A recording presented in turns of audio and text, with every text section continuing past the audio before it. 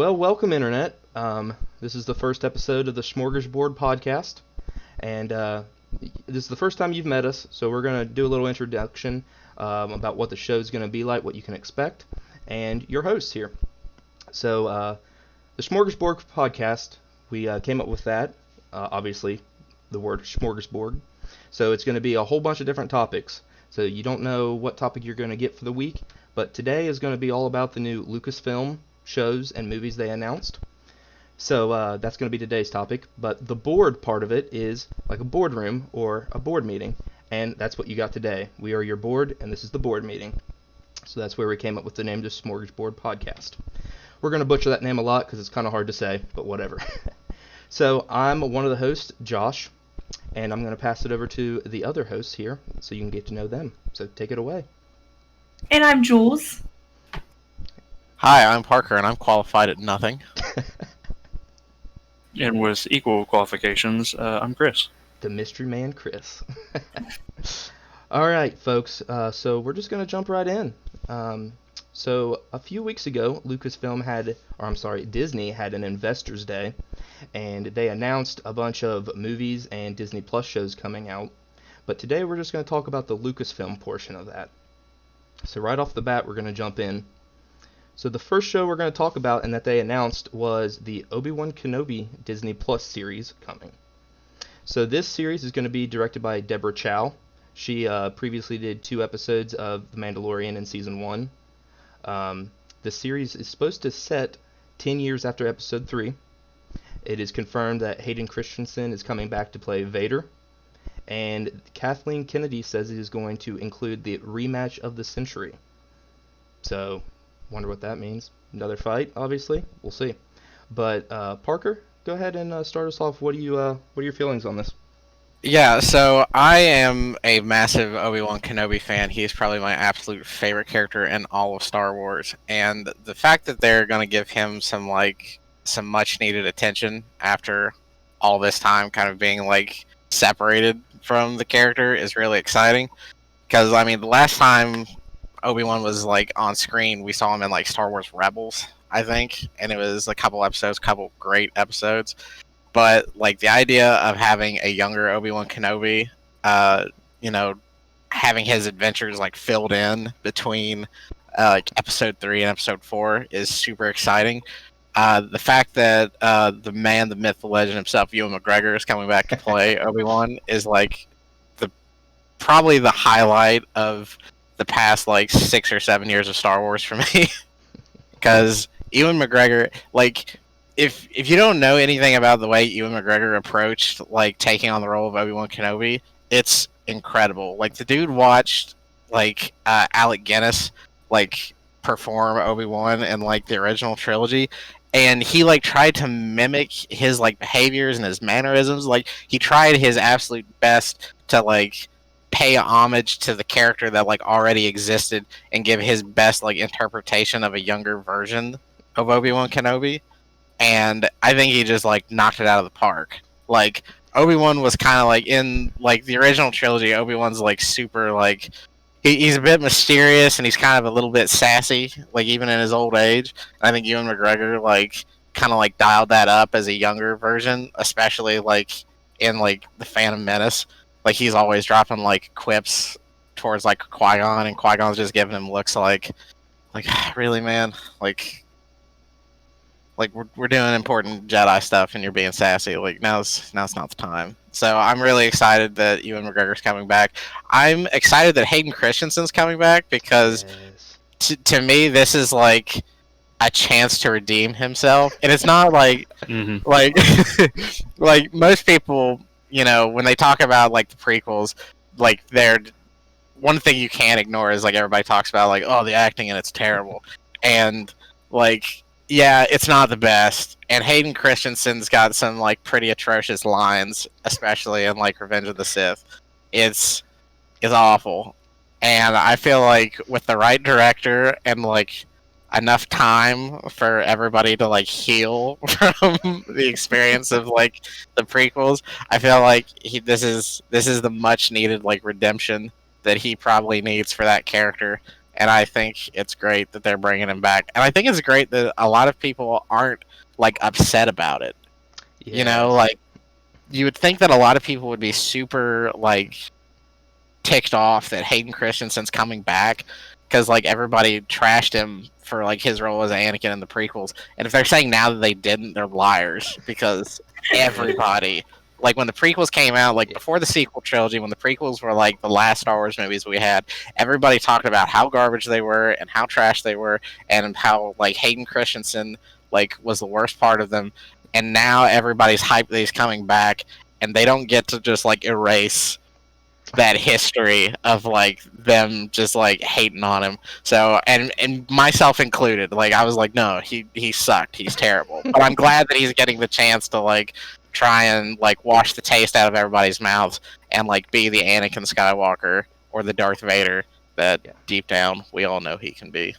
Well, see, I think that's where the key comes into play is that he's coming back to play Vader. He's not coming back to play Anakin. Yeah, Right. He's coming back to play Vader, which is a totally different person and persona. You know, in the like you said, his acting was bad. Was atrocious in the prequels, but it didn't do him any justice or hand him any favors with the script that they wrote for him either. yeah. So coming back to play Vader and not Anakin is going to be I think that's why so many people are so psyched to see him coming back because he's an original actor, but he's also not playing the cringy Anakin who that we all know and are somewhat fond of because but yeah, so I think that's the key thing is that he's coming back to play Vader and not Anakin, and I think that's what's got people excited about it. So it just hit me that he's going to be playing Vader. Obviously, it's after he's in the suit and everything, so is he going to be doing the voice too? Surely not. They're going to bring back James Earl Jones, I would imagine, right? So are we going to have scenes with him taking the helmet off? Or the helmet getting damaged where you can see his face a little bit or something? Because, like, why make such a big deal about bringing back Hayden Christensen, you know? Yeah, You know what I'm saying? Yeah, like it's a good question because James Earl Jones like is like the voice of Darth Vader, and like they've tried their absolute hardest throughout the years. Like even when James Earl Jones wasn't doing the voice of Vader, they tried to get somebody like as close as humanly possible to James Earl Jones to do the voice.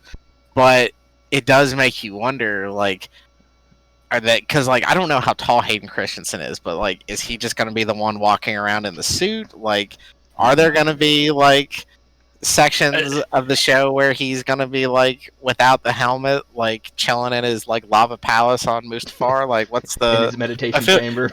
Yeah, like what is his role like really going to be? And I wouldn't be against him voicing Vader. Yeah. But it does beg the question, like, how involved is he actually going to be in it? Like, are we going to see his face once or twice? Are we going to hear his voice throughout? Like, or are there going to be flashbacks even?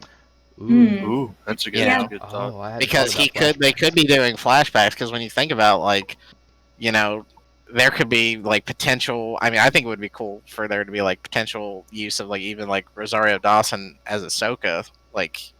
And some of that stuff that might be a bit of a stretch, but like thinking about flashbacks of their like connected past and the people that like are associated with that, like I don't want to rule it out, but I don't think it's like a super big possibility. But like I think flashbacks would probably be like the best utilization of like Hayden Christensen at this point.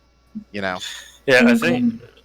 Sorry, go ahead. Okay. Oh, I was just going to say that us seeing Ahsoka is very highly possible just because she's getting her own show, and to where we've already seen crossovers with her and The Mandalorian. Like, I wouldn't doubt us seeing her interacting with, like, Darth Vader, or even with Obi-Wan trying to deal with this, because we do have a confirmed timeline, right? It's like 9 years, it's 9 years before A New Hope, right? About that. It says 10 years after Episode 3, and then 10 years after. That's probably about right, because I think Luke was about 19, I think, in Episode 4, so, roughly. So that sounds right. Gap that we don't know much about. But there's also that as well, because I don't think they'd bring Ahsoka into it, because that would be a much younger Ahsoka Yeah. for like a flashback, especially flashing back to the Clone Wars. That would be teen Ahsoka. So Right. I don't think they would bring Rosario Dawson in to be a teen Ahsoka in like a background or in a flashback. Right. But I do think we'll get some like helmet, face reveals in the show because of this, this relationship between Obi-Wan and Anakin. And I think there'll be some key like reveals of like whenever they come face to face at certain times. Yeah. Yeah, I mean that's true because like it would be interesting to see like Obi-Wan's reaction to like because like as far as we know like Obi-Wan doesn't like I don't know if he knows that like Vader like the full suited up Vader and like Anakin are the same person because like for all like intents and purposes he thinks he's dead, right? Like Obi-Wan left Anakin like limbless on Right. Mustafar, and Yeah. and I think their big concern was hiding like Luke and Leia from Palpatine, not so much hiding them from Anakin.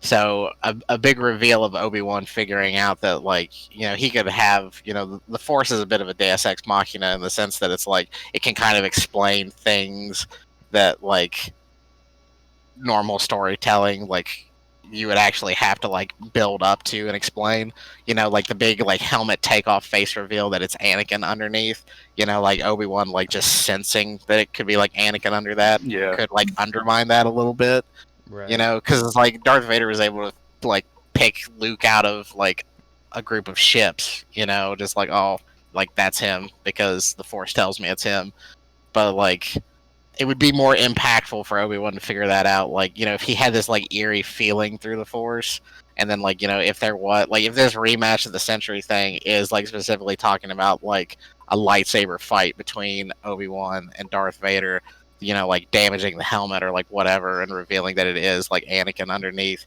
and that's how Obi-Wan figures out. That would be a pretty like cool way to like incorporate those two like meeting each other again. And how devastating of a moment would that be for Obi-Wan?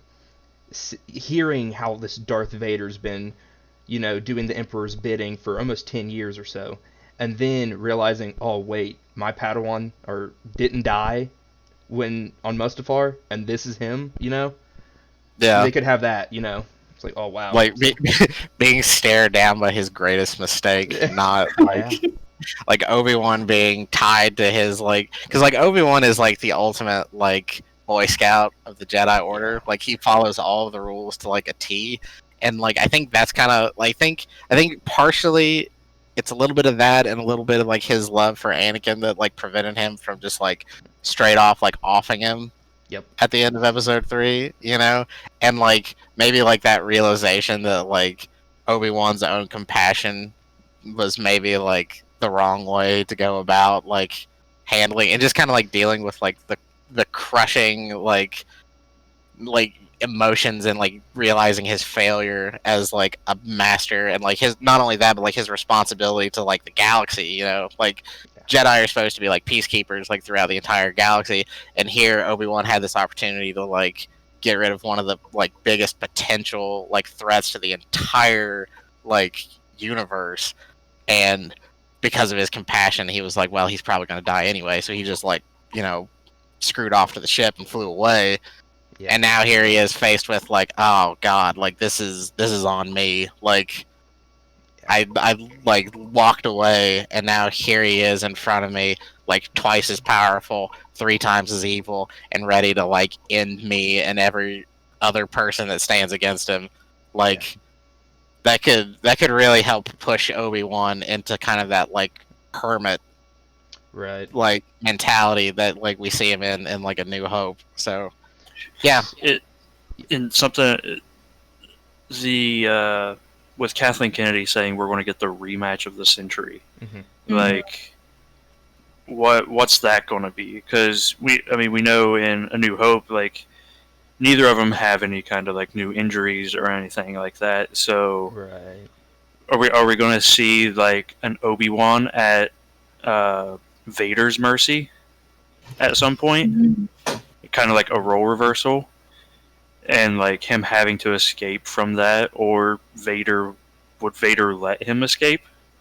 Ooh. Like, so that's a Was it confirmed that it was going to be against Darth Vader and Obi-Wan? It was heavily insinuated by that. Oh, okay, Yeah. because there's a lot of theories of different characters coming in, like Darth Maul.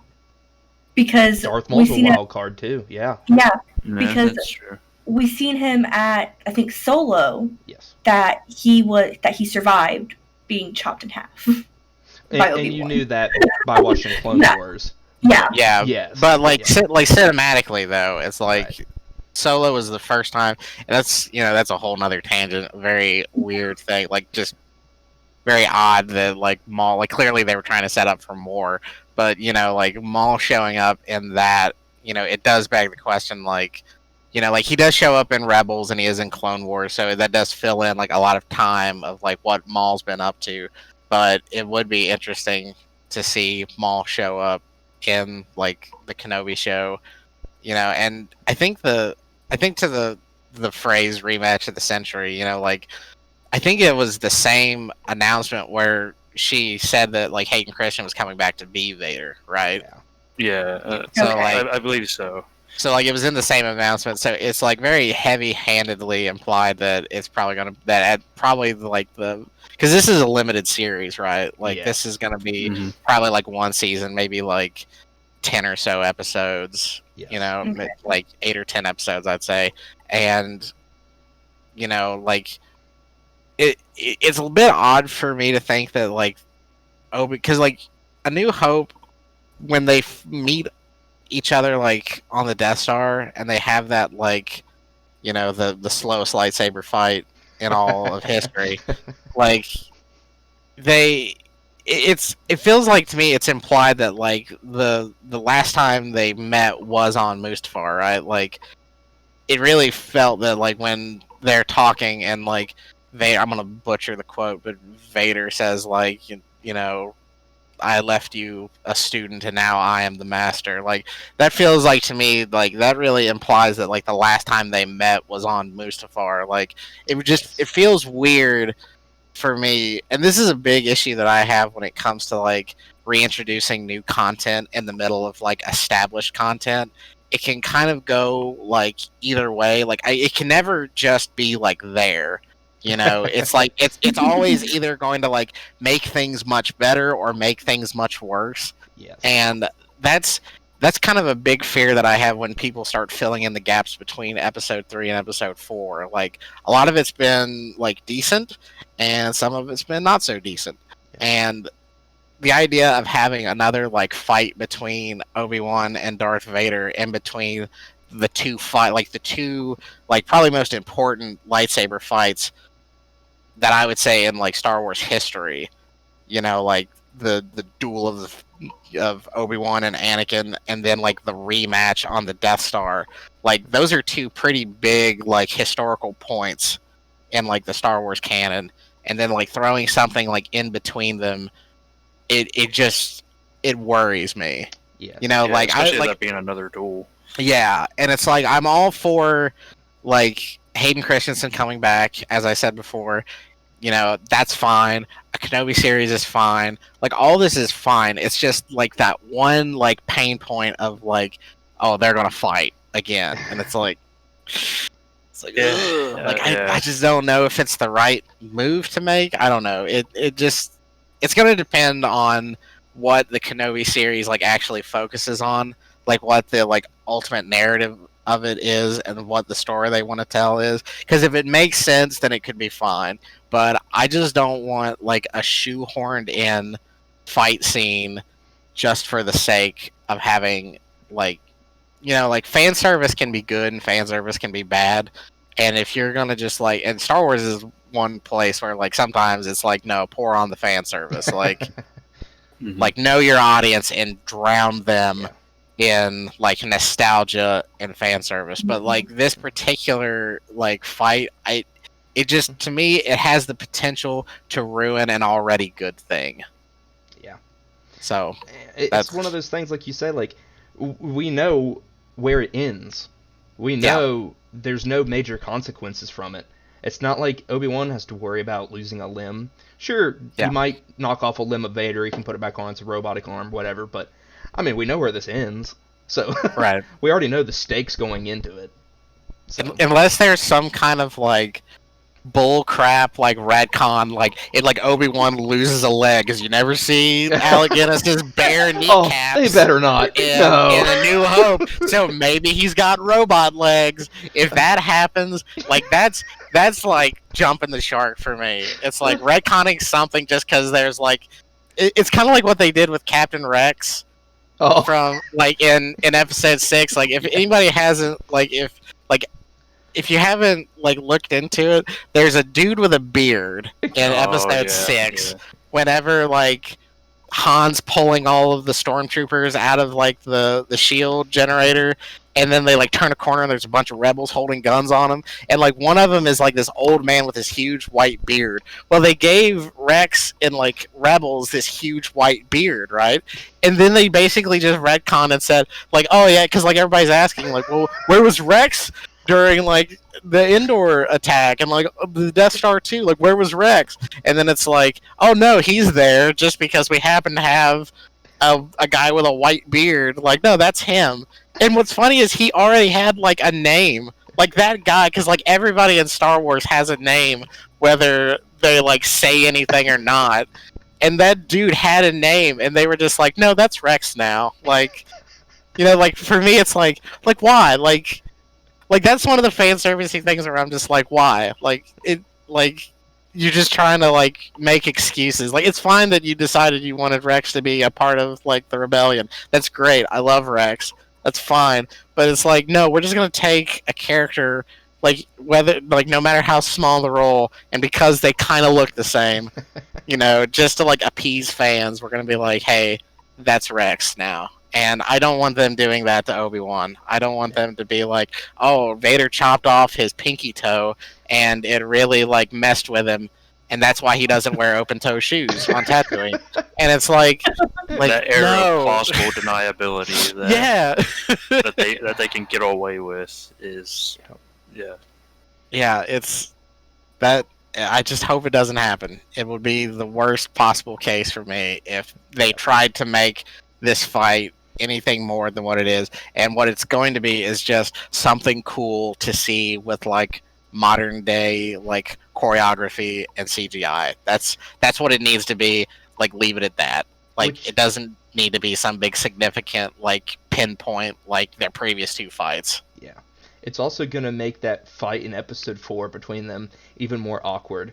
If they're still very athletic, and in this fight it's still more prequel-esque fighting, it's going to make that fight in episode 4 be like, wow, they really lost it over those 9 years. Yeah, like... Especially because we can see Vader can fight pretty well in Rogue One. What if we saw, they really lost it. What if we saw, like, a... like, they brought in both Darth Maul and Vader into this? To where, because I mean, they said Hayden Christensen is coming back to play Vader, but not how big of a role he is going to play. Right. So what if they brought both of them in there, and we see like, Obi-Wan, before New Hope, he senses some kind of, Dark Lord in the galaxy, which I mean, Sidious is still around, but and maybe he's hunting down. Maul, finds that it's Maul, then they have what would be the rematch of the century, which would be kind of a letdown because we're expecting it to be Vader. Yeah. But they have this fight, and then he ends up like killing Maul or something around, having this big fight, and then finds out that he wasn't the presence that he was feeling in the galaxy. Vader like comes off of a ship, and then we see Vader. That's a possibility. Yeah, it's really an open-ended question on like that, because you never know what they're gonna go with. Like the rematch of the center. Like it's heavily implied that it's gonna be the fight that we all think it's gonna be. But they could do the whole like subvert expectations thing and give us something else, maybe something better. But at the end of the day, I think until more details really start like spewing out about this, because they're not going to be able to hide like casting stuff forever. Right. So if like I don't know if I don't know how old Ray Park is, but I'd say that he's probably still he was the original Darth Maul in Phantom Menace, and I believe he also was the body of Darth Maul in Solo, but they had I'm gonna butcher his name, but I'm a big fan of his, Sam Witwer. Yeah. He was the voice of Maul in the Clone Wars and in Rebels, and he did the voice of Maul for Solo. So they kind of had like so they kind of had, I don't know who did the voice for Maul in Phantom Menace. I don't know if Ray Park did the voice of Maul as well, or if they like dubbed his voice.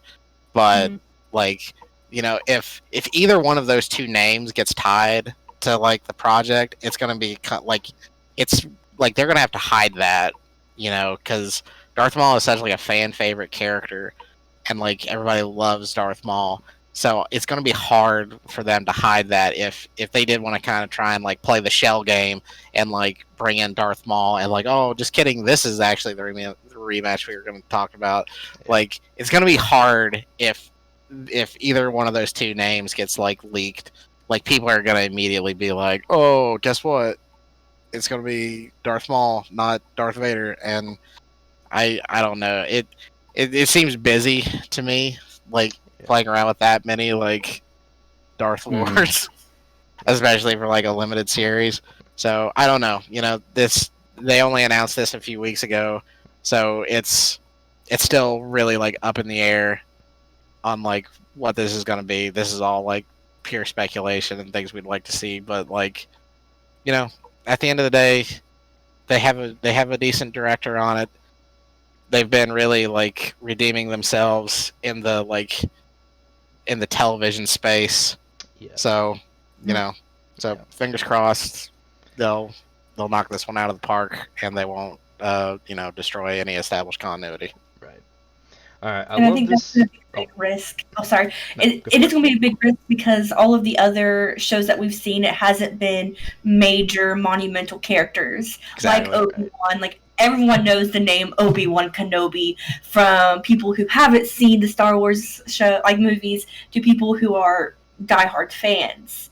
Yeah. So, with the Mandalorian, we haven't, we didn't know anything about him going into it. They were able to build off of it. So I think this is going to be an interesting, like an interesting show to see how they deal with being able to do a fan favorite as a mini series. Yep, absolutely. Go ahead, Josh. No, I was just gonna say I love this discussion, but we're gonna have to move on to the next show. Otherwise, we're not gonna make it through this in time.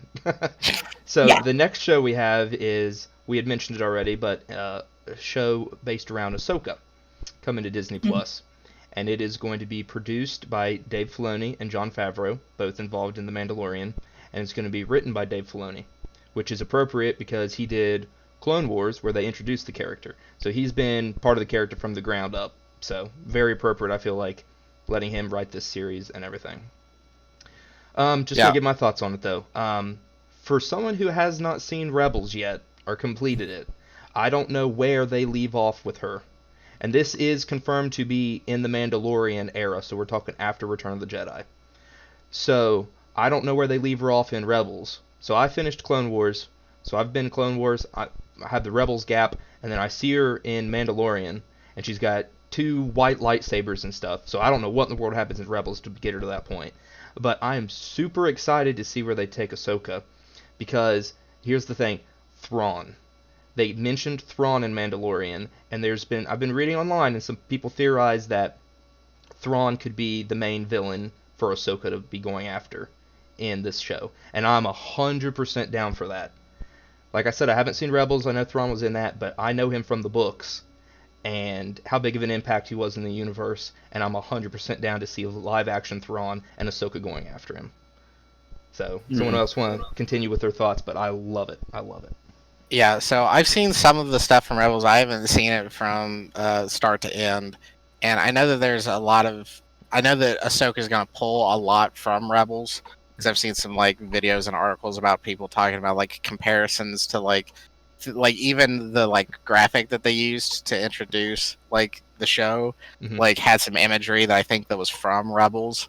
So a lot of people were like kind of drawing the conclusion that like, okay, it's going to be heavily influenced by Rebels, and I think obviously, yeah, it's going to be, because the last time that like Ahsoka is seen in universe before the Mandalorian is at the end of Rebels. So this is going to be a bit of a spoiler for Okay. like anybody who hasn't seen Rebels. But like Ahsoka basically kind of like pops back up in like Rebels continuity and starts helping out like the main characters, and like especially the main character Ezra, and like there's a lot of like Clone War stuff that they pull back in. Like Rex gets reintroduced into Rebels, and Okay. they have quite a few arcs, I think, with like Rex and Ahsoka like involved with like the main cast of Rebels. And then like at the end of Rebels, basically, like without giving too much away, like Ezra basically goes missing, and Ahsoka it's kind of implied that Ahsoka and one of the other main characters are going to go off and try and like find him. So like so it feels like to me, and especially with the way that that episode of the Mandalorian ended with her like straight up being like, where's Thrawn? Like I know you know where he is. Like that to me feels like the Ahsoka show might be kind of like a spiritual like sequel to Rebels in a sense, because it really feels like to me that Ahsoka is gonna be like, and they'll probably cast the other character. I believe her name was like Sabine. She was a Mandalorian, and I feel like they'll probably cast her within like the next couple months. Did they give like a release date for Ahsoka yet? I don't remember them saying a release date. Yeah.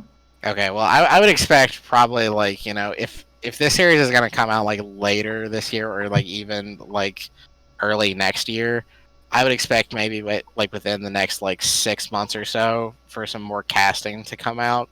Mhm. And I'd say that you'll probably definitely see like Sabine being casted at some point.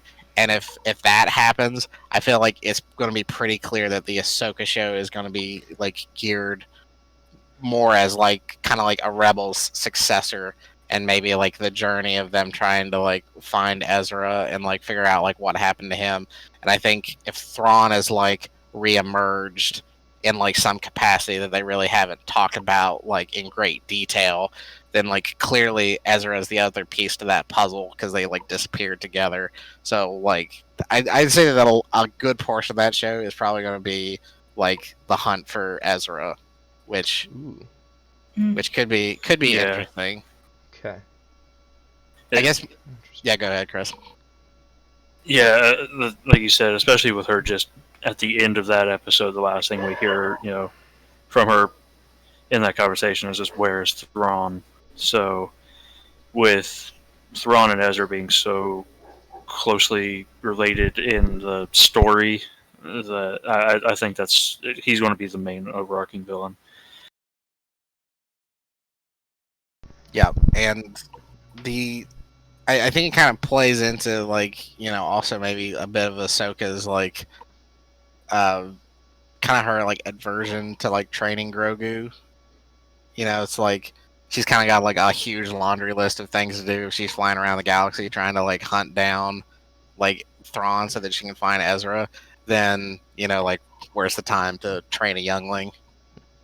You know, so like I kind of feel like that's probably the way the show's going to go. I think my one concern for the show is I'm worried that it might, because it's already, it feels like it establishes that idea that she is going to be searching for Thrawn, meaning she doesn't know where he is, meaning she's going to have to like, you know, like talk to like meet contacts and like try and like pinpoint his location. And I don't really want to see the show fall into like the same like formula that the Mandalorian was in. Yeah. Because the Mandalorian kind of followed this like formula of like, I need to find so and so. You know where so and so is. I'll tell you where so and so is, but you're gonna do a thing for me. I do the thing for you. I come back and you tell me, well, I don't know exactly where he is, but here's a little like nugget, and then repeat follow the nugget, find the person, ask the thing, do a thing for them, and to get like a little piece back. And it just kind of like repeated throughout the Mandalorian. And it was fine, but I just don't want that to be the structure of every like Disney show. Every show we get. Yeah, because like people love the Mandalorian, but I don't think that's an excuse to like recycle the formula. And and this is all speculation off of a single line that she says in the Mandalorian. Yeah. So it's like, I could be completely off base, and I hope that I mean, Dave Filoni and Dave Favreau are like the guys like that are going to be leading this, and they haven't done us wrong in the Mandalorian. Yeah. So I'm full confidence. And like you said earlier, Josh, with like Ahsoka being like Dave Filoni's like character, a character that he created, that he created and designed in a very specific way to get fans to love her. Like, I just, it's hard to see him, and since he's the one writing the show as well, I just have a hard time seeing him like, screwing up. Like Dave Filoni is like a heaven sent for Star Wars fans. Yeah. Like, because like Clone Wars was great. Clone Wars started off as a show that was like, you could easily dismiss it because it was like on Cartoon Network, and you could easily dismiss it as like a kid's show. But I remember I started watching it because I was just like, you know what, I want to watch more Star Wars. So I started watching it, and then suddenly people are getting offed like left and right, and like it's like real war, and I was like, wow, like I didn't think that they would do that. Like that's kind of crazy. And like the character development and the arcs and just like everything about it is great. And yeah, they're hit and miss episodes, and it can be a little slow at points. But I mean, he did a great job with the Clone Wars, and they've done a great job with the Mandalorian. So I think Ahsoka just I think it's probably going to be the strongest show if I had to guess.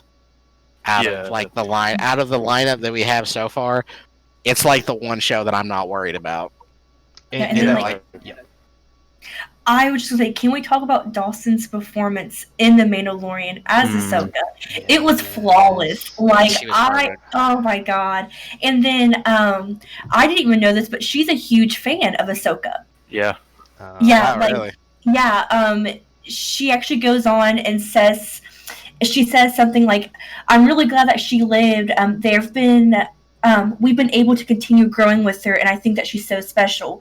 So many of the wonderful, awesome Jedi that we love and gotten their stories told are male, and are seeing them older. When we got to see Anakin grow up, it was such a huge difference. I think as people grow up with her and age with her the story, they grow themselves and are involved." And she goes on to pretty much just fangirling over Ahsoka. So I think that that's just a wonderful thing that we have as an actress, being able to just be in love with Ahsoka, so therefore being more involved and wanting to make it Dave Filoni's vision of her.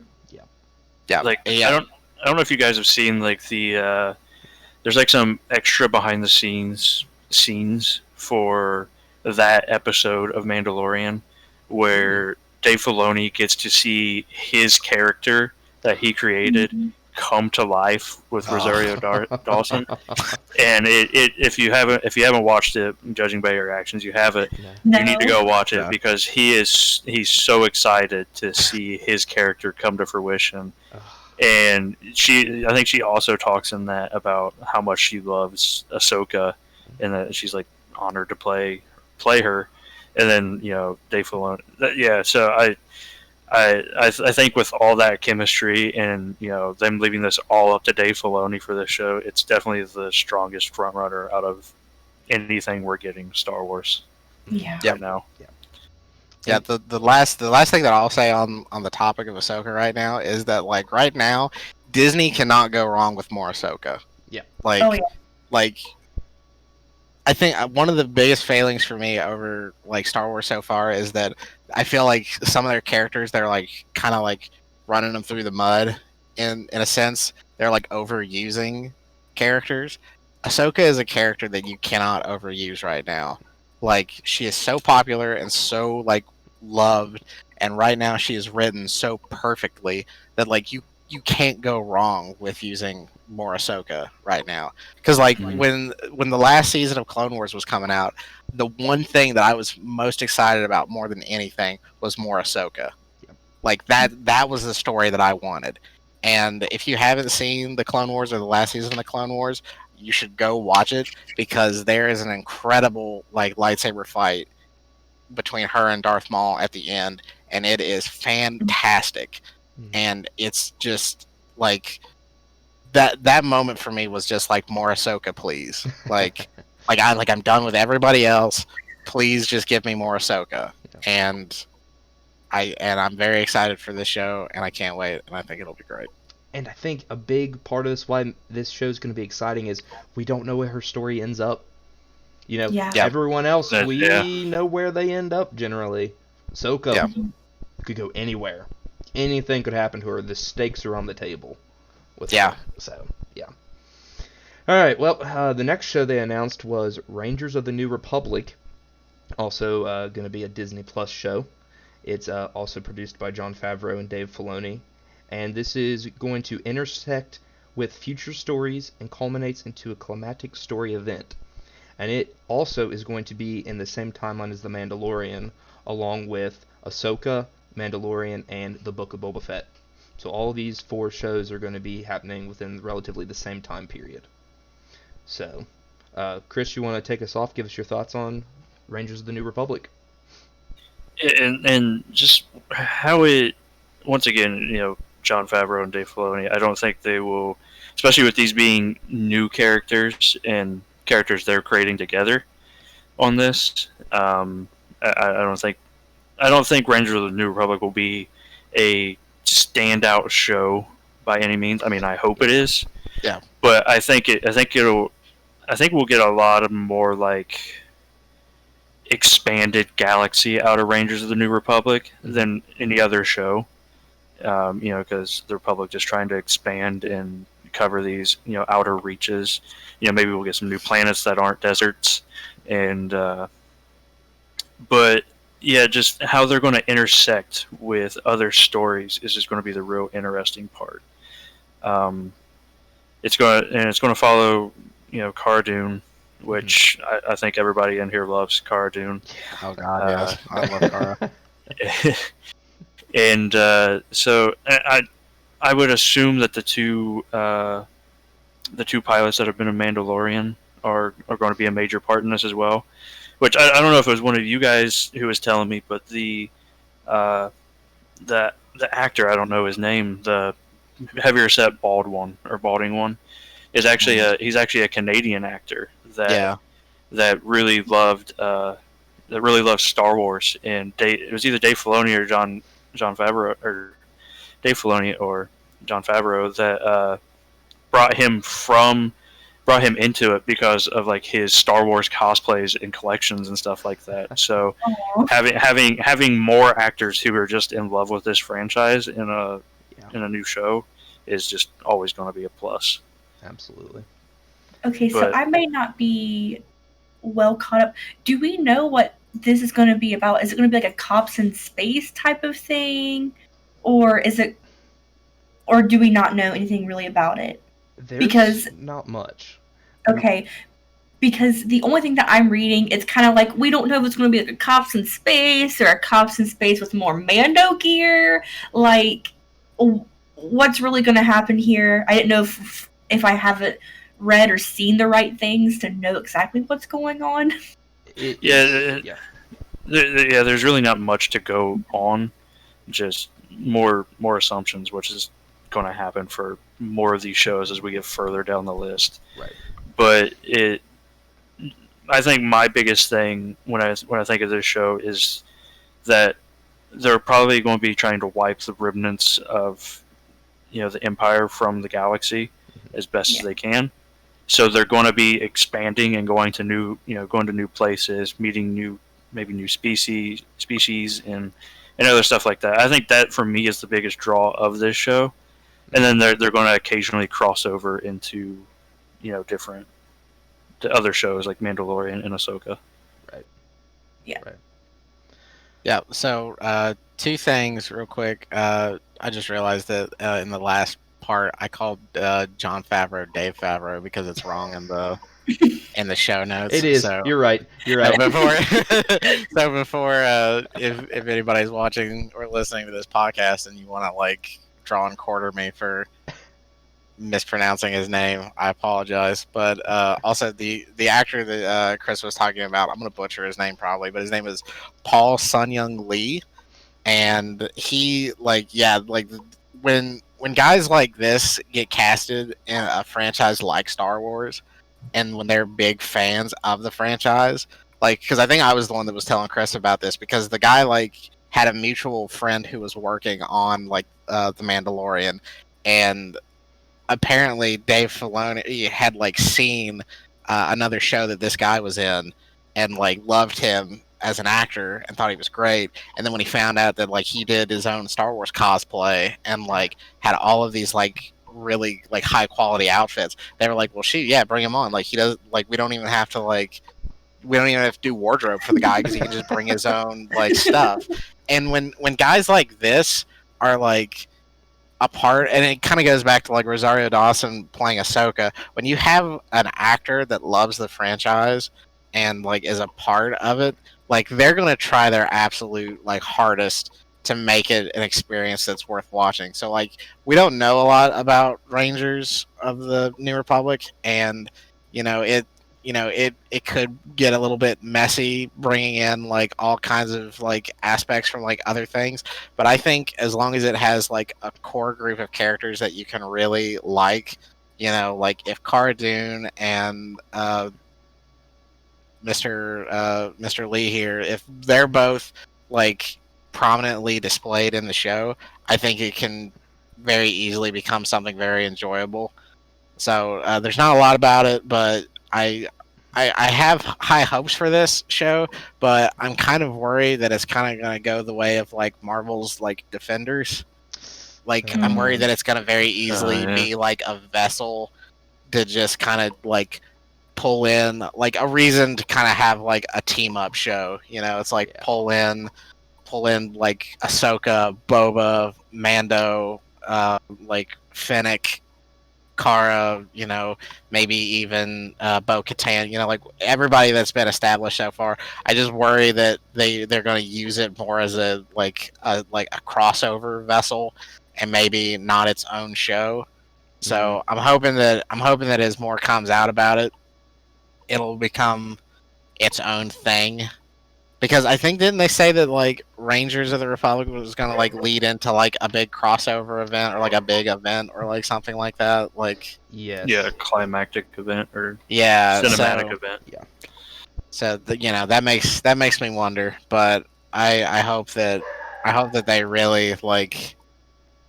I would love for them to focus on Paul Sun-Young Lee's character, and like I would love for him to just be like the main character, because what little parts that he was in Mandalorian, like I just felt so much emotion from him.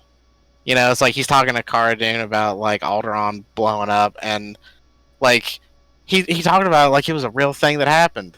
It's like the emotion he like pulled out of it, like it didn't feel like faked. It didn't feel like some goofy like in-universe thing, because like franchises like Star Wars and like any other franchise that kind of has like their own like established lingo, sometimes they use things that like kind of make sense, but at the same time you don't really get it. It's like the expression like like, oh, that's the pot calling the kettle black, or like whatever. Like they kind of have their own thing, but it's like, oh, that's the Minoc calling the Rancor stinky, or something like that.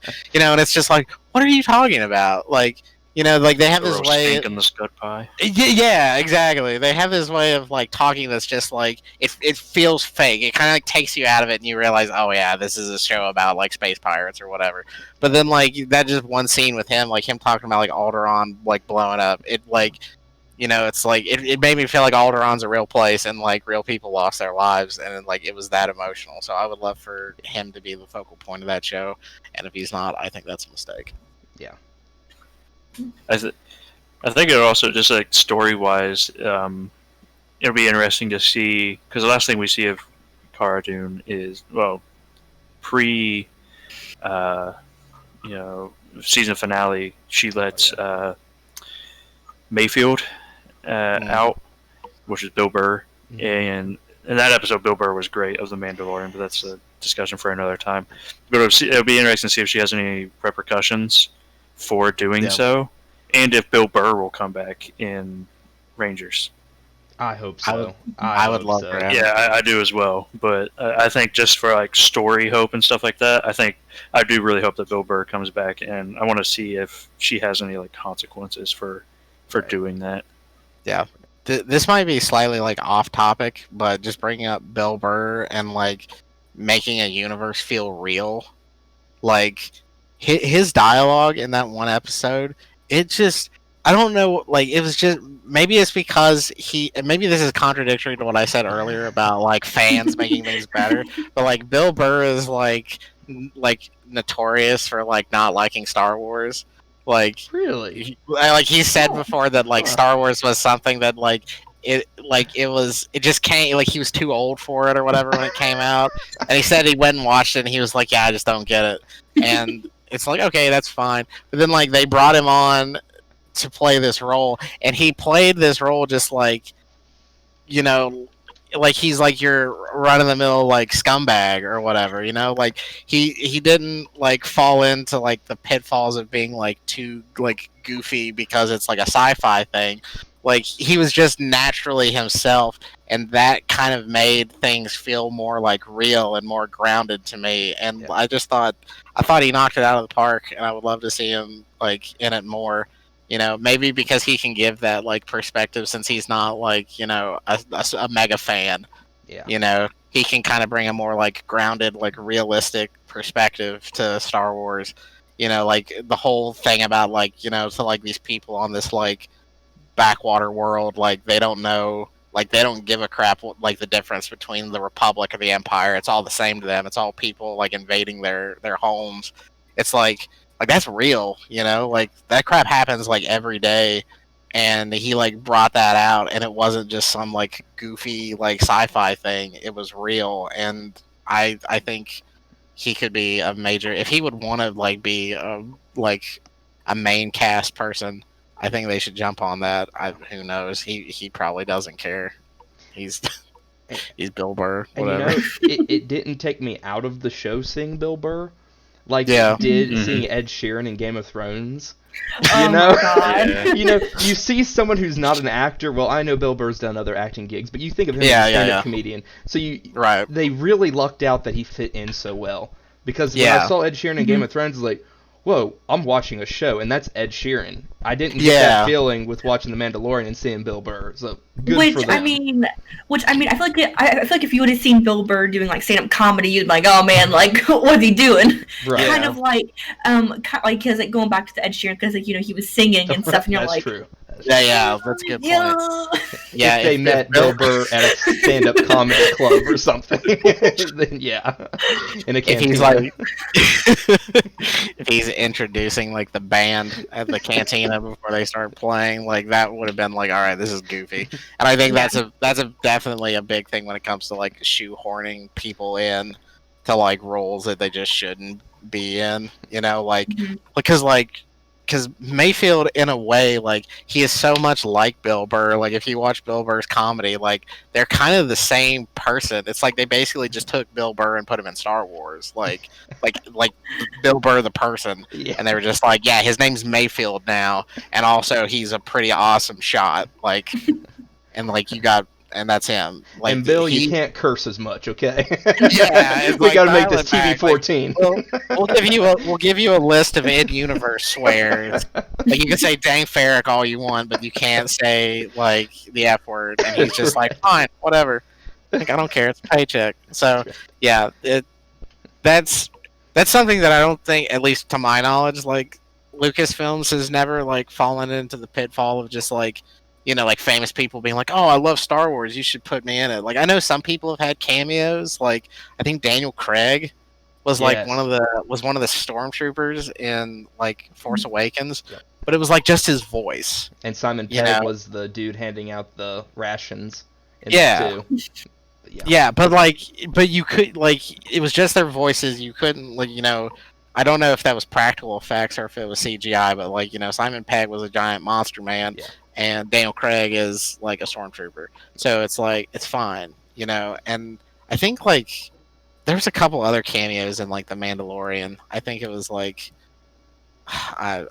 of the Saturday Night Live people. I think they were the scout troopers that punched Grogu. Yeah, I did see some of that. I can't remember their names, but yeah. But once again, it's it's not pulling a lot of focus. You might be hey, that voice sounds right. I recognize that voice. That's whatever. But yeah, seeing Ed Sheeran in Game of Thrones, if they ever did something like that in Star Wars, it would just be a major step backwards. Don't just put the dude's face in just because he wants to be in it and he likes the show. Have a point to it, please and thank you. Yeah. So then the next show coming is Book of Boba Fett. It's going to be coming to Disney Plus. It is coming this December. When it was announced at the end of season 2 of Mandalorian, a lot of people were thinking, okay, is this going to be season 3 of Mandalorian? They're going to title it Book of Boba Fett, but it has been confirmed to be a completely separate show, separate from the Mandalorian, and it is described as the Book of Boba Fett will be set within the timeline of the Mandalorian, and star I'm not good with names, Tamara Morrison as the bounty hunter Boba Fett, along with Ming-Na Wen as Fennec. Robert Rodriguez is signed on to direct, and he directed Chapter 14 of The Mandalorian.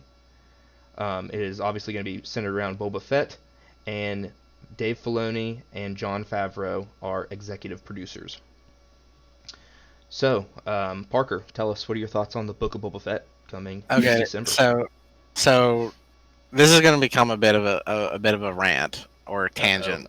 So, go right ahead. All right. So for years, Boba Fett has been people for one reason or another, they love Boba Fett, right? And for me, I think it's just his look. When Boba Fett stepped onto the scene in Star Wars in the original trilogy, the look of him just looked awesome, right?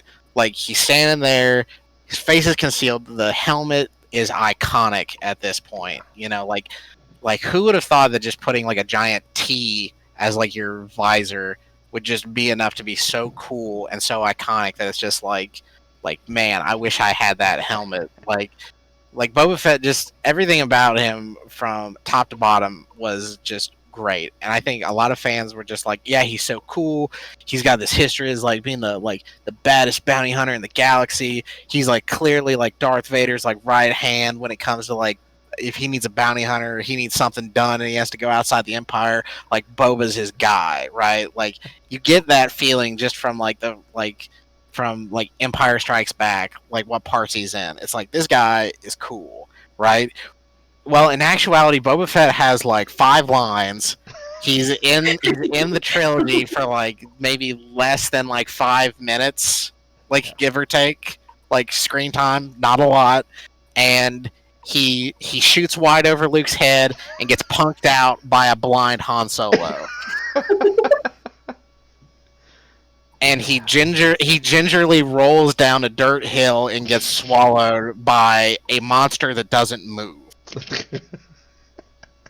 So for all intents and purposes, Boba Fett should be hated. Boba Fett, nobody should even know Boba Fett's name, right? Because it's he stands around, he looks menacing, and then he gets punked out.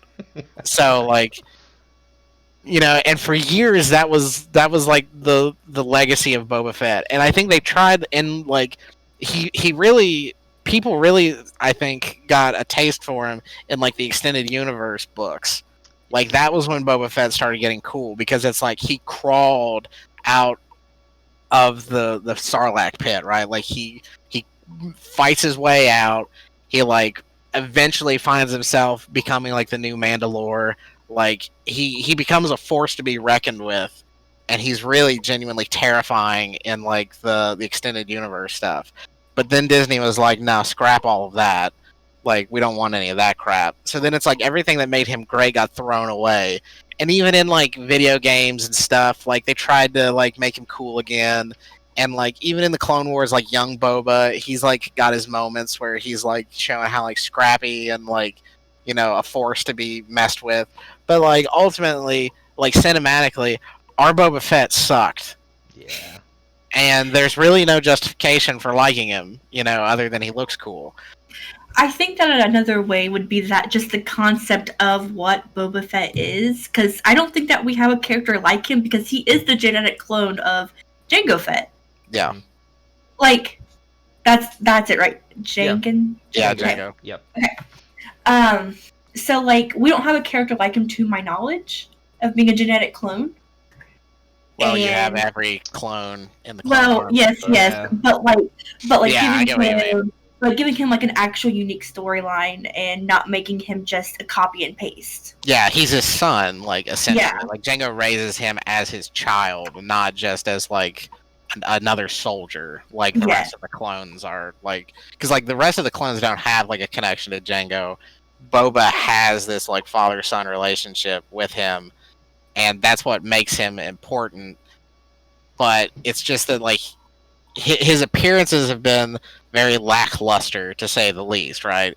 And then we get the little tease in the first season of Mandalorian, because Boba Fett, I don't know if you guys know this, but Boba Fett has a very iconic sound effect, and it's the sound of spurs when he walks. So when like Boba Fett starts walking, if you like really pay attention to like the sounds like his armor makes when he's walking, it sounds like spurs like clanging and like spinning. Oh. You know, so I it don't kind know of if I really picked gives up on him that. yeah, so Yeah. it gives him this real like kind of cowboy gunslinger kind of feel. And in the episode that Fennec was in the first season, like you hear that sound, like because there's a mysterious stranger that like walks up to her, like her corpse essentially, and you hear that like noise, and everybody's just like, "Oh, that's Boba Fett." But then you don't see any more of him in the first season. And the second season, they just straight up like, "Yeah, Tamara Morrison's coming back, and he's playing Boba Fett." And it's like, okay, let's see how that plays out.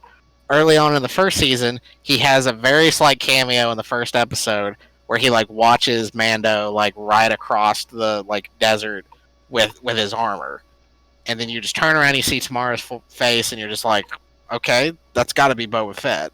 But then he doesn't show up again for like another like 5 or 6 episodes. Right. But then when he does show up, he turns up like only the Boba Fett in everybody's like child mind and child heart.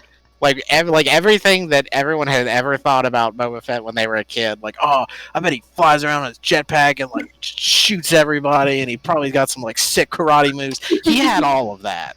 Like, With that the was dad like bod. yeah, with a the dad bod.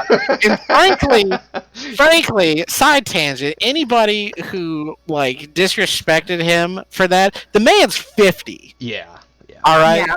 He's 50 years old and he's still whooping like stormtrooper butt better than you could like any day of the week. So I don't care if it's a movie or whatever, he's still like tubby. Like I'm tubby. I don't care. Good. I'm glad I'm represented, you know? Fantastic. It was awesome. Boba Fett in the episode that was directed by Robert Rodriguez, that episode was amazing. Like, it ticked every box. And when we were watching it, like, we all muted our mics because we were like, like no talking while Boba's on screen. And when the episode was over, like, I was like, I loved it. And Josh, you said like, I didn't. And I was like, what? And you're like, no, I'm kidding. It was awesome. I was Best like, episode I was yet. that close to losing my mind because I was like, this is the Boba Fett that like everybody's been waiting for. Like when he like just came down and just socked that clone or the stormtrooper and then just blasted him and then just started going off on all of these like stormtroopers. It was the coolest thing that I had ever seen. And that was a shorter episode, but it was like the majority of it was like the fighting. And it was like there was a little bit of like dialogue at the beginning and end, but like the meat of that episode was just, you know, Fennec, Mando, and Boba going to town on all of these stormtroopers, and it was awesome. And Robert Rodriguez in that moment like big fan of Spy Kids, but this is what made him. He brought for Uncle me. Machete to this He episode. brought Machete. Yeah, he turned up, gave Machete Mandalorian armor, and told him to go off on a bunch of just like cannon fodder. That's exactly what he did, and it was great. So if they're putting any future Boba Fett stuff into Robert Rodriguez's hands, that is the right move to take, because he proved that he knows that he can deliver on like a Boba Fett that we've all wanted for years. And that's what that was. That was peak Boba Fett. It took up to like 2020 to freaking get the Boba Fett that we all deserve. But gosh dang it, he showed why Boba Fett has the reputation for being like the baddest bounty hunter in the galaxy. Because he like basically like I don't know what the kill count is, but I feel like if you go back and like check how many people he offed compared to like Mando and Fennec, it's got to be exponentially more. Yeah. Like, and like the freaking like cool guys don't look at explosions moment when he shot the backpack rocket off and like took out 2 transports with 1 rocket. Even though he was aiming for the one that he Yeah. he didn't hit, but Yeah, and what a cool thing! Like God, I wasn't even aiming for that one. Like, whatever. Like, I'm Boba Fett. It's like, you're darn right you are. Like, I loved it. I loved every moment of it. And if they keep doing that for the Book of Boba Fett, like, I don't know if the Book of Boba Fett is gonna like take off immediately from like him clearing out Jabba's old palace. And for hardcore Star Wars fans, like seeing Bib Fortuna being super fat and like living the high life after Jabba's dead, like clearly that guy mourned the loss of his boss. Like he's just like, well, I guess I'm boss now, and I'm gonna sit in this chair and I'm gonna try my best to look like him. Like everybody's talking about, Tamara Morrison's heavy. Like Bib Fortuna's heavy too. Like you didn't say anything about him. Like, what, Twi'leks get a pass? Whatever. But yeah, that like I don't know if they're gonna continue from that point or if they're going to like maybe do some like background stuff. Like I would be fine with like flashbacks of like Boba Fett crawling out of the Sarlacc pit, or like him fixing Fennec and like saving Fennec's life. Like all of that stuff is fine, but like I'm really curious to see where they go with it, because that one little teaser made it seem like Boba Fett's back and he's here to take over. Oh, yeah. Like he's like, to me that scene says I'm done being somebody else's like bagman. It's like the times where you like paid me a handful of credits to go track down some idiot are over. Yeah. I'm the one who's gonna be like steering this ship from now on. Yeah. And I think that would be great, because I think that would be very interesting on how it plays into like just the future of Mandalorians in general. Because if you suddenly have like the emergence of all of these really important, strong Mandalorian leaders, and you can argue whether Boba Fett's a true Mandalorian or not until the sun goes down. In my heart, he is. Like, you know what? He is. He's as much of a family as Din Djarin Mando is. So it's like, you know what? Yes, he's a Mandalorian, and he's clearly positioning himself as a strong Mandalorian leader. I think Mando has clearly shown that he can be a strong figure to stand behind, and then clearly Bo-Katan's fighting for that too. So I think the more contenders you have for the title of Mandalore, I think the better, because that can lead to some very interesting stories to be told once Mandalorian Season 3 comes out. So I would love for the Book of Boba Fett to be Boba Fett taking over the whole gangster outfit of Tatooine, and maybe even button heads with the other Hutts, and trying to take on territory. If they basically make Boardwalk Empire but in space, I'd watch that. Minus Steve Buscemi, right? I bring it in too. I would love to see Steve Buscemi dressed up as like a Twi'lek. Could you imagine? Like, put him in some prosthetic. Like, it would be hilarious. I'd love every moment of it. You know, like they're gonna need somebody like, you know, Fennec is like the muscle, Boba's the leader. Get a book nerd character in there. Cast Steve Buscemi as that guy, as the new Bib Fortuna, and like done. Take my money, Disney. Like I'll buy 2 Disney Plus like subscriptions to watch that. Like hands down, every time. Oh man. I think it's definitely going to be a different or interesting scenario with all these strong candidates for like Mandalore, but in the season finale, whenever Boba and Mando go and find Bo-Katan, Boba doesn't seem to express any interest in wanting to rule over Mandalore, and I don't think that's why I don't think that's what Boba is looking for at this point in his life. I think he's just going to go and sit on his cartel throne and be just a cartel king. But it'll be interesting if they kind of like he doesn't want a part in it, but just because of who he is, he keeps getting like dragged back into the conversation. Yeah, and that'll be an interesting dynamic to see if they play on that any. Yeah. Mm-hmm. Yeah, because like the big thing with like Mandalorians, especially like the older crop of Mandalorians, like if you look back to like the old Republic days of Mandalorians, they looked to people of strength and power above like all else, right? And like they were all separated into like their own clans, and like there was the Mandalore, like his position was to like unite all of the clans under like one banner, so they could basically become like a galactical, like just an army that did nothing but conquer other like planets and systems. And if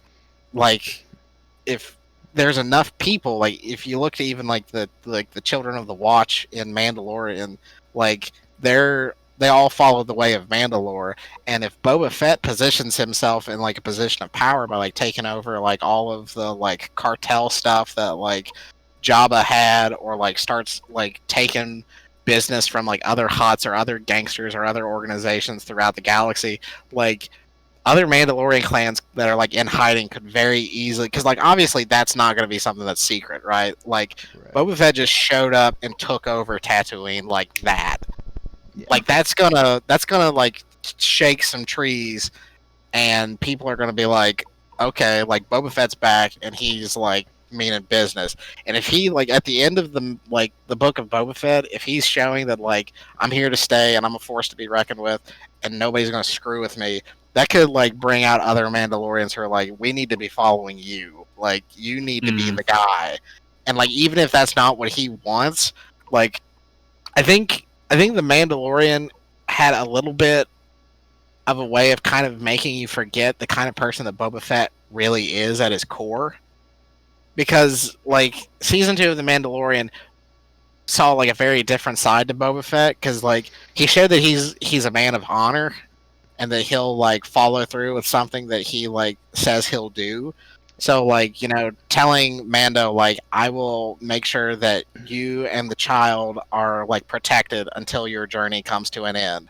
Like, that was a promise that he made to him. But he also made several promises to Darth Vader that he, like, followed through on, too. Like, he's not, like, by any means a good person or a good man. He's just an honorable man, So, like... by code. Yeah.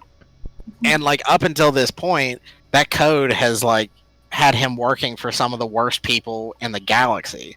So like once his true colors start like kind of coming to the forefront and he starts like taking over more and more territory and becoming more and more powerful, and then if like a bunch of Mandalorians show up at his doorstep and they're like, we want you to lead us, I could very easily see Boba Fett being like, heck yeah, I'm gonna lead you. Like we're gonna establish a new way of life for Mandalorians, and it could very easily turn into kind of what Mandalore was in like the books and the extended universe. Because like I'll probably get this wrong because I haven't read those books in forever, but like I'm pretty sure like Mandalore became more of like a refuge for like mercenaries, and like it was kind of like an army without a nation, essentially. like, and it was like all kinds of like species and people were like flocking to Mandalore and like becoming like Mandalorians, kind of like in a foundling sense, and that could very easily be like what like motivates Boba Fett like further on like down the road once he starts getting power and once like more people, if people start flocking to him, especially Mandalorians, you know, that could very easily like change his perspective, because clearly like, yeah, he might not be interested in ruling Mandalore, but clearly he's got like motivations and goals. Otherwise, like, why show up and take over Tatooine? Why not just like continue flying around in the Slave One with Fennec and just like doing like odd jobs like he did his entire life? So, you know, this could very easily lead into like something bigger for Boba Fett, and I think that could potentially position him kind of like in the running for Mandalore and being a very different kind of Mandalore, you know, because like Bo-Katan has her like philosophies and principles, Mando has his philosophies and principles, and then Boba will have his. So we can see like a massive faction war or something at some point. I think that would be cool. It might be too much to do in like, you know, a limited series run or something like that.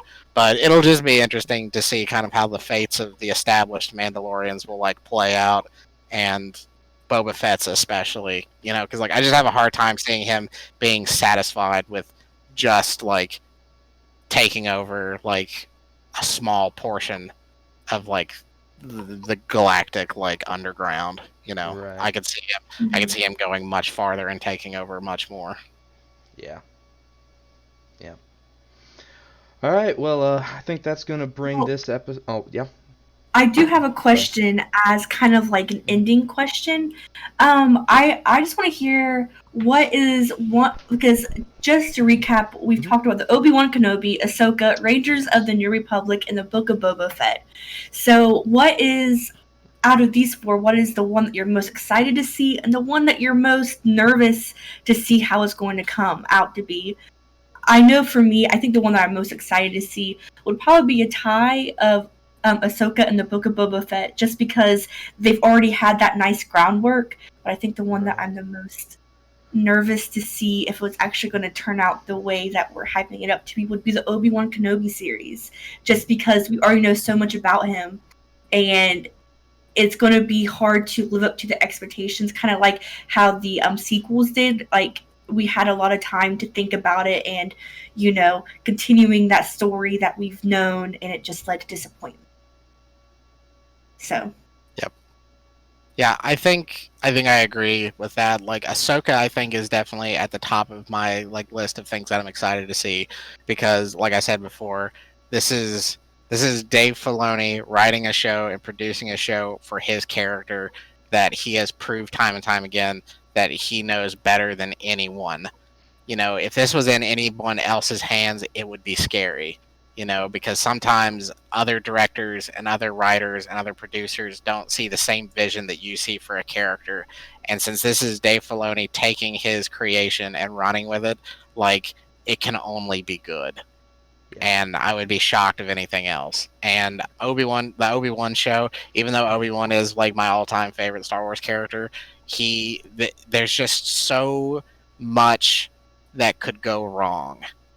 Because when you have your starting point and your ending point, and then you start filling in the middle after the fact, I feel like you risk what you've already established. And because they're kind of, this one more so than the other ones to me, they kind of build as being like the biggest deal. And maybe that's because they're bringing back like established actors for these characters. And maybe because, you know, that phrase keeps coming back up again, rematch of the century. Like, I almost wish Kathleen Kennedy didn't say that. Yeah. Because it just sticks in my head more than anything, and I just worry about them ruining something that they've already, like, that should just have been left alone from the get-go. Yeah. I'm going to echo some of the same things you guys said. I think the Ahsoka show is what I'm most excited for some of the reasons you guys said. You know, Dave Filoni bringing her back, you know, directing it. But what makes me most excited about it is we don't know where it ends. It's a mystery. You know, does Ahsoka die? Does Ahsoka train someone? Does she get involved with Luke Skywalker? Does she stay out on her own? Like, they could take it 5 or 6 different ways, and I like not knowing. I really like that. So that's why I think it's the most exciting for me. Mm-hmm. Chris, what do you think? I'm going to go with, the Ahsoka show. Ahsoka is going to be, it's going to be stable. And I don't have any fears that it's going to be bad by any means. I do have those reserved fears of it falling into the Mandalorian cycle. Mm-hmm. So that's my one knock against Ahsoka that I can think of. But the one that I'm most excited for is honestly the Obi-Wan Kenobi. Oh. I'm both super excited for it, and it's also the one that scares me the most coming out.